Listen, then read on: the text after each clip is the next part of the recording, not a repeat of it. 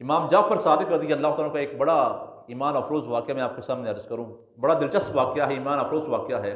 ایک حاجی صاحب تھے، وہ آپ کی خدمت میں آئے، عرض کی حضور میں حج کو جا رہا ہوں، یہ 10,000 درہم میرے پاس ہیں، یہ میں آپ کے حوالے کرتا ہوں، میں نے حج پہ جانا ہے، آپ میرے لیے ایک مکان خرید لیجئے تاکہ میں حج سے فارغ ہونے کے بعد جب لوٹ کے آؤں تو اپنے اہل و عیال کے ساتھ اس مکان میں رہ سکوں. یہ 10,000 درہم میرے آپ لے لیں اور میرے آنے سے پہلے آپ کوئی مکان میرے لیے خرید لیں تاکہ میں اہل و عیال کے ساتھ آ کر اس مکان میں رہائش پذیر ہو جاؤں. امام جعفر صادق رضی اللہ تعالیٰ عنہ سخیوں کے گھرانے میں سے تھے. آپ نے وہ تمام رقم اللہ کے راستے میں خرچ کر دی. 10,000 درہم اللہ کی راہ میں خرچ کر دیے. جب وہ حاجی صاحب حج کرنے کے بعد لوٹ کے دوبارہ آتے ہیں، آپ خدمت میں حاضر ہوئے تو آپ نے فرمایا، حاجی صاحب میں نے آپ کے لیے جنت میں مکان خرید لیا ہے، میں نے آپ کے لیے جنت میں مکان خرید لیا ہے.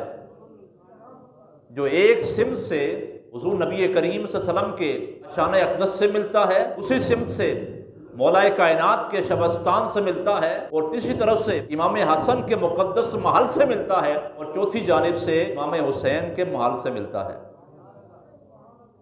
اور آپ نے فرمایا کہ یہ لو اس کا بے نامہ. اس حاجی صاحب کو آپ نے ایک کاغذ کا پرچہ دیا، فرمایا کہ یہ مکان میں نے خریدا تمہارے لیے جنت میں، اس کا بے نامہ یہ لے لو.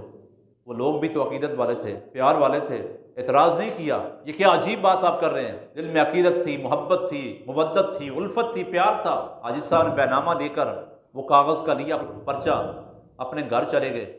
جا کر اہل خانہ کو وصیت کی، فرمایا کہ میری وفات کے بعد میری قبر میں یہ کاغذ رکھ دینا. میرے مرنے کے بعد یہ کاغذ جو خانواد نبوت کے چشم و چراغ سے ملا ہے، جنت کے محل کا بے نامہ ہے میرے پاس، یہ قبر میرے ساتھ دفن کرنا. جب حاجی صاحب کا وصال ہوا، وصیت کے مطابق وہ کاغذ کا پرزہ قبر میں رکھا گیا. دوسرے دن ہوا، وہی بے نامہ کا کاغذ قبر کے اوپر پڑا ہوا ہے، قبر کے اوپر رکھا ہوا ہے.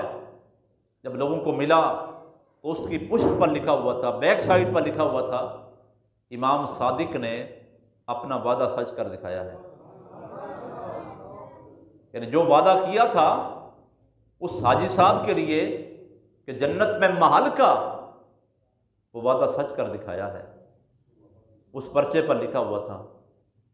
یہ بھی آپ کی کرامت ہے، یہ بھی آپ کا مقام ہے، آپ کا مرتبہ ہے.